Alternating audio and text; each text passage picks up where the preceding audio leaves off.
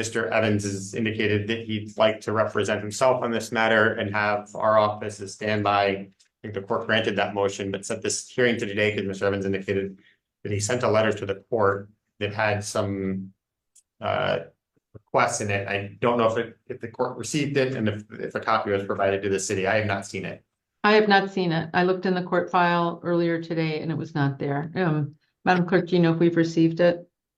I don't know why you guys haven't received it. Also, can I ask that this hearing is on record and that everything is being documented by a court reporter, please? We do not have a court reporter. We're creating an oral recording though. Okay, so will it be on record and Yes. Will it be able to be reviewed by federal judges if it gets to that or whatnot? Hey everyone, welcome back. Today we're heading to Washington State to take a look at a familiar sovereign citizen who's become notorious for filing lawsuits against courts and judges alike. We'll unpack that history in a moment, but for now, consider this your warning. Grab whatever face bomb protection you've got handy, because you're going to need it. Let's get started.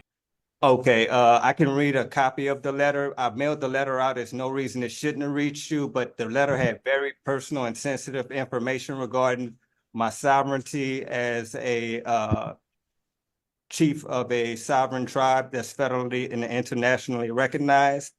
I don't know why that letter didn't make it to you. I mailed it out last Tuesday, so it should have definitely gotten to you guys by now. I'm having issues with getting to the law library. I've been in the hole.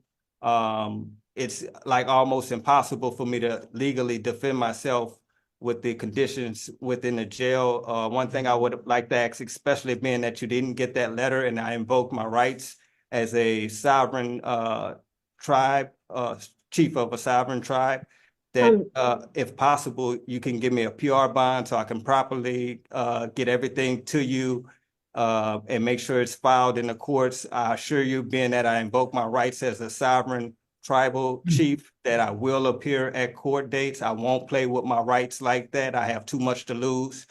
And I have a leg injury. But the main thing is my legal part and getting the proper defense. And then the mail that I'm mailing out, it's not even getting to you. So I know I'm gonna have an issue defending myself from the inside of this jail. If you could do that for me, I humbly, respectfully ask that you give me a PR bond so I can at least properly defend myself, especially that I invoke my rights as a tribal chief. Normally, I'd say, sure, it'll make its way to a federal judge, just like I'll somehow recover the brain cells I've lost covering sovereign citizens. But this guy takes it even further. He's filing lawsuits not just against courts, but against judges and corporations too. Has he ever actually won one? That's still up for debate. Don't worry, we'll dive into all of that by the end of the video. I believe we've already had multiple bail hearings. I'm sorry, Madam Clerk, you were saying? I was just going to say that there was a letter that was faxed in that we received yesterday, and I just forwarded it to all parties. Okay, thank you. I'm going to take a moment to look at that then. I didn't see it in the file. In addition to that, I introduced evidence that will exonerate me. Mr. Evans, I can't read it and listen to you at the same time. I'm sorry, Your Honor. Also, Sir, I can't read and listen at the same time. I read slowly. sorry. Okay, I've read your letter. You've already had at least one bail hearing, because I remember it. I have not heard any change in circumstances such that you're not entitled to a second bail argument. Bail remains as previously set, $500 per charge. What tribe are you enrolled in? All of that, I don't want to reveal that information because it's private. That's why I invoked also the Peace and Friendship Treaty between the United States and Morocco, in which I do qualify for that. And also you can contact the Embassy of Morocco. No, so I'm familiar with that treaty, and it is a trade treaty. It has nothing to do with your right to commit crimes anywhere you feel like. No, ma'am. It has nothing to do with me committing crimes, but they will vouch that I am royalty, and Morocco has granted me as part of their royalty, and they will vouch for me, I assure you. You can't be a royalty in Morocco and a Native American. That's not possible. If you're a tribal chief, it must be of the Crayola clan, because your arguments are just as colorful, chaotic, and completely all over the place as a box of crayons. I assure, if you look at the evidence that I submitted, I assure you I am. I Everything I'm received saying, no evidence. I received just your letter. So right, I'm not going and to, and I'm the not going to letter, I'm not going to grant your motion to dismiss. okay, What are we doing? okay. And I submitted evidence in the letter. I'm not denying, I'm not granting a motion to dismiss. I understand, but I submitted evidence in the letter as well. I've considered your letter and I'm not granting your motion to dismiss. I understand. Okay, what are we doing? What about the evidence? What do you want me to do with the, I don't have any actual evidence. I have your statements. Right, I submitted evidence in the letter. If you read it, you'll see that I submitted a civil case as evidence. You submitted, you mentioned a civil case. I don't see the civil case. I have no access to this case. I submitted civil case 24012 out of St. James Parish, Louisiana, as evidence that will exonerate me. And in addition to that, it will prove everything that I'm saying to be true. I don't have that case, sir, is what I'm telling you. All I have is your letter. Right. In the letter, I submitted civil case 24012 out of St.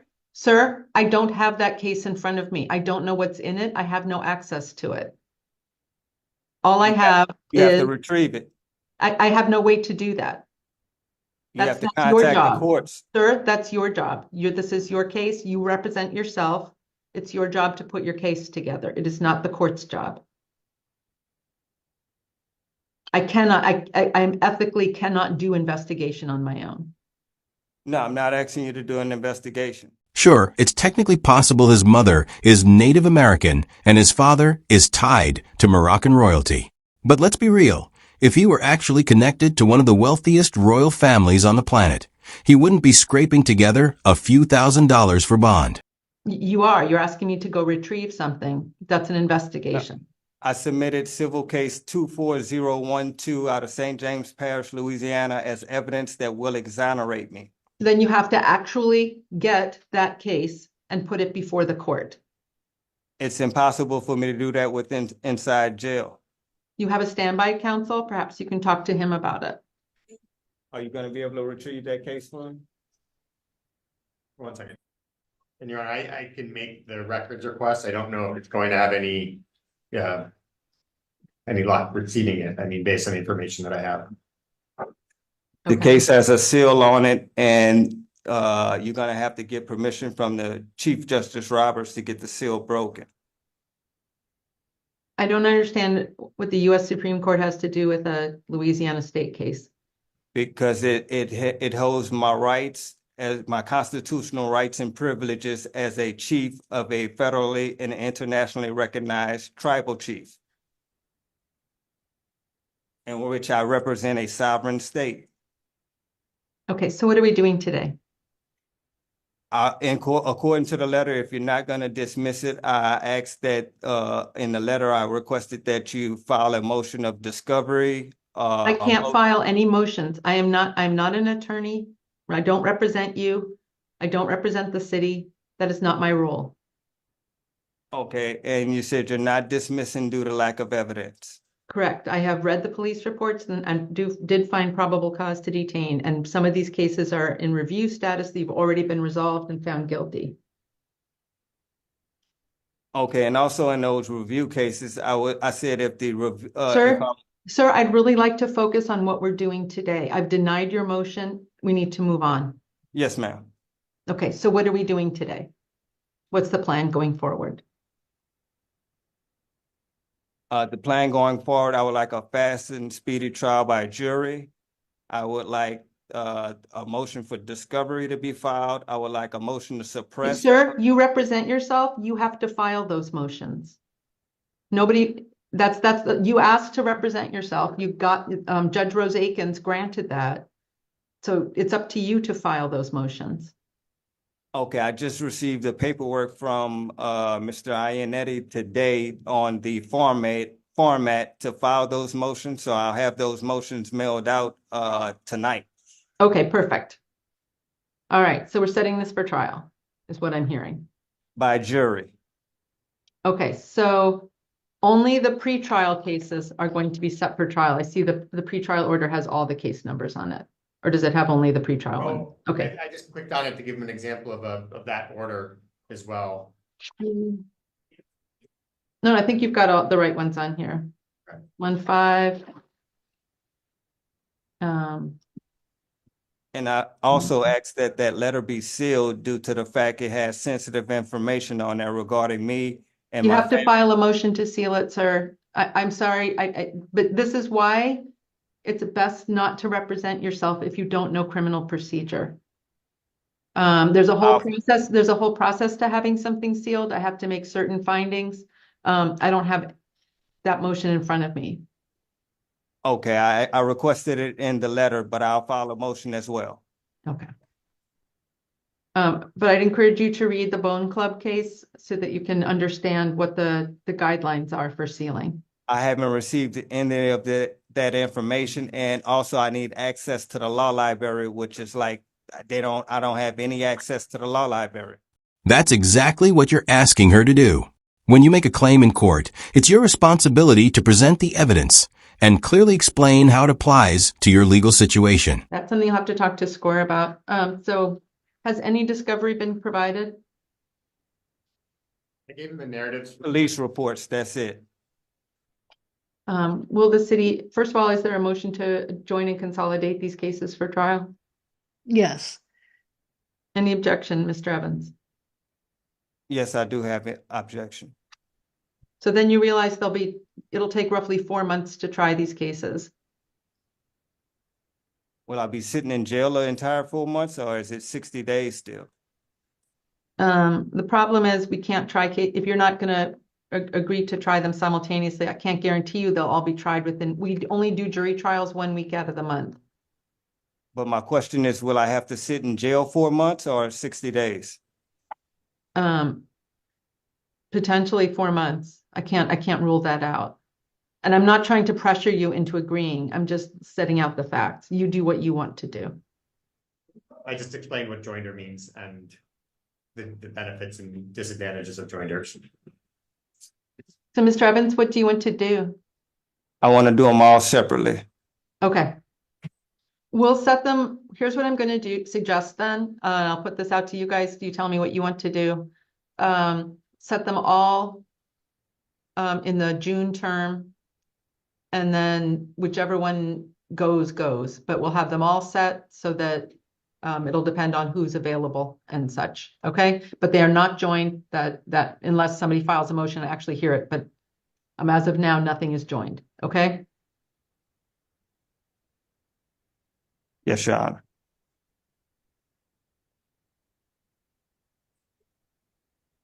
So the readiness hearing will be on June 12th. Sit out here. And jury trial beginning the week of June 24th. And we'll have a hearing on admissibility we'll have a 3-5 hearing. That's a hearing about any statements you may have made, Mr. Evans. And a hearing on admissibility of any 911. I don't know whether there is or not, but just in an abundance of caution. Will you be filing any motions to suppress under Rule 3.6? I'll be filing motions to suppress and subpoena. Are there additional witnesses you'll be calling? Yes, ma'am. I would like to subpoena the airport director or the operations airport so I can have those guys verify that I was there. The reason I was there is legal airport business. Ms. Tinwaller, is including SeaTac airport operations sufficient to put the city on notice of who the defendant will be calling? No. Okay. What would you accept? I don't know how to put this because I don't think Mr. Evans knows who this is right now. I believe the onus is director on the of the defendant airport. if he wishes to identify and subpoena that individual or individuals. Okay, so as soon as you figure out who it is, you have to put the city on notice. Lance Little, the managing director of the airport. Okay. T-Tech Airport Managing Director Lance Little. I've included that. Got it. Will you be offering any affirmative defenses? Is that a question to me or the? Yes, it is. It is. What's your question again? I'm sorry. Are there any affirmative defenses? Could you reword that, please? Perhaps Mr. Ionati can help. Yes, 1 second. Yes, ma'am, I do. I will be providing an affirmative defense and the right that I was a law-abiding citizen at the airport. So I think that's general denial. That's not an affirmative defense. Well, also that I was a passenger of a business that operates legally in the airport, of a charter bus company that legally operate. I was a customer of a charter bus company that legally operates in the airport. So still, that's just general denial. That's saying I didn't do it. Not an affirmative defense is saying you did it, but there was that you were allowed to do it. Right. I was at the airport, and the reason why. So that is general denial. That is saying there was no crime that was committed. That's what you're saying, right? That you did not commit any crime. No, I'm saying that I was a customer of the airport. Maybe you should seriously stop for a moment and ask yourself whether representing yourself in court is really the smartest move, especially when you're still struggling with something as basic as spelling the word library correctly. Because if the fundamentals are already tripping you up, the courtroom is going to chew you up, spit you out, and move on without a second thought. It's not an affirmative defense. An affirmative defense would be saying I trespassed, but I had to because I was being chased by someone and I ran into the airport for safety. It was necessity is an affirmative defense. Okay. Lawful use of force is a defense. In that Just case, saying I didn't do it, I was allowed to be there is not an affirmative defense. It's a defense. I'm not saying that it's not a defense. I'm just saying it's not technically an affirmative defense such that you have to put the city on notice. okay, according to your definition, I guess it's not an affirmative defense. But once again, could they close the door so I can make sure I'm hearing? Can I re-verify that everything is being recorded and that everything's on file? And I would also like that a court reporter be present for all future hearings and possibly for this one as well, if possible. We will not have a court reporter. We are not required to. We are not a superior court. We don't have a budget for that. We record everything. Everything is recorded. But we do not have a court reporter. We do not have access to a court reporter, and I'm denying that request. Yes, ma'am. And also, could I file a motion to appeal that? You have to actually file it. You can't, you don't need my permission to file a motion. You can just file it. I mean, a notice to appeal, I'm sorry. So I would get that information from Mr. Ionati because I don't have any access to the law library to get these motions or notice of. Sir, you have to have a basis in law to request that. I can't imagine. We are not courts of record in that sense, like a superior court. We do not have court reporters. I understand, but I feel my constitutional rights are being violated. So there is a recording of everything. Everything can be recorded and transcribed, but we don't have a real-time court reporter. Okay, what's the difference? For jury trials in one day, he might as well be the chief of the tribe of delusion. But seriously, that's exactly what the judge was trying to explain while you wouldn't stop talking. You do have the right to have these cases tried separately, but doing so just drags out the process and could leave you sitting in jail for 4 months while you wait.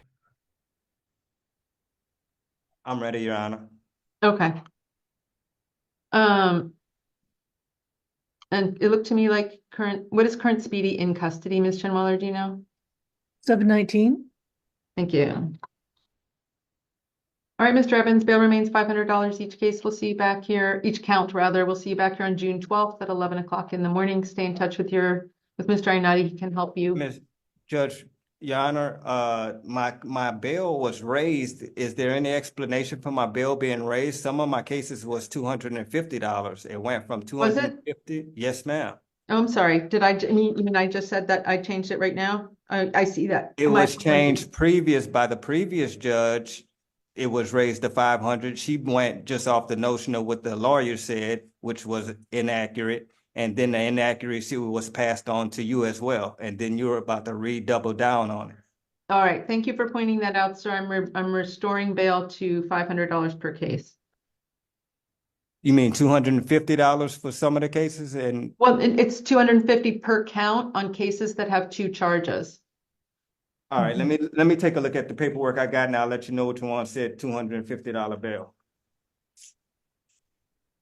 Yes, Your Honor, I believe that the last hearing that it was pro tem judge and she set it at 500 per charge. And I think she misunderstood that when Ms. Chenmiller advised her, it was supposed to be 500 per case. Correct. Okay, for a case ending in 2319, that was $250 bail. No, see, there are 2 counts. Look down below it. There are 2 counts. There's 1 count of criminal trespass in the 1st degree and 1 count of making a false statement. Both of them are $250. It's 1 case. Okay, so you combine the 2 charges and it comes up to 500. I got you. Correct. So it's 500 per case, but I'm restoring it to that. I believe there was a Scrivener's error in the last order. And I thank you for correcting me, Mr. Evans, or pointing that out.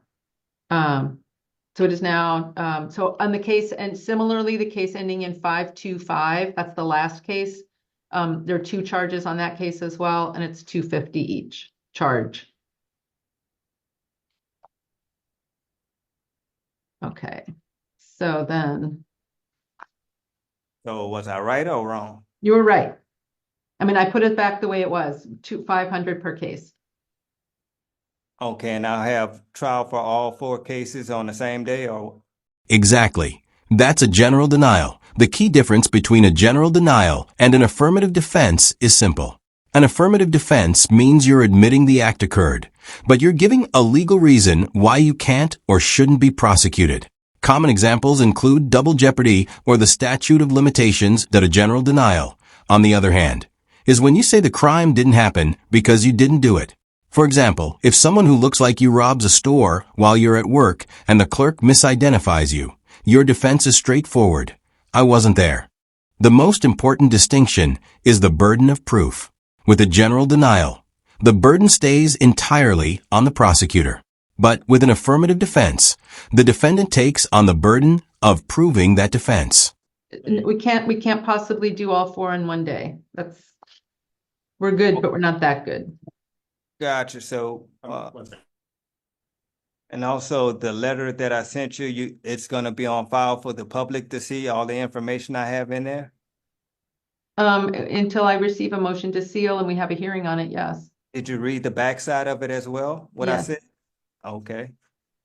But sir, so this is why I'm encouraging you to look at the Bone Club case, because that sets out the criteria by which a court can seal a document. It's not, I can't just seal it because I feel like it or because you want it sealed. There has to be a It's justification. a matter of national and homeland security.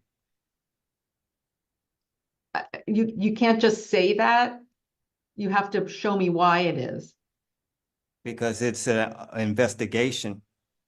So again, you can't just say things. You have to, I need the whole story, not just little bits.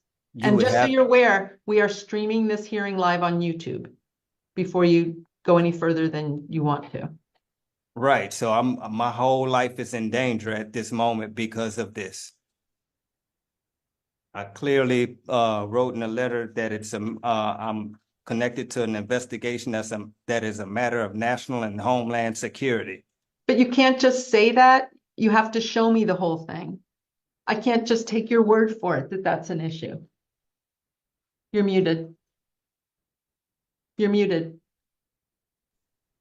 I gave you the evidence to prove what I was saying as well. But you didn't. You just said, I have this thing. You didn't, I don't have the thing. I I need the gave thing. you, I gave you the evidence in civil case 24012 out of St. James Okay, Parish, we're Louisiana. circling, sir, we're just circling back to things.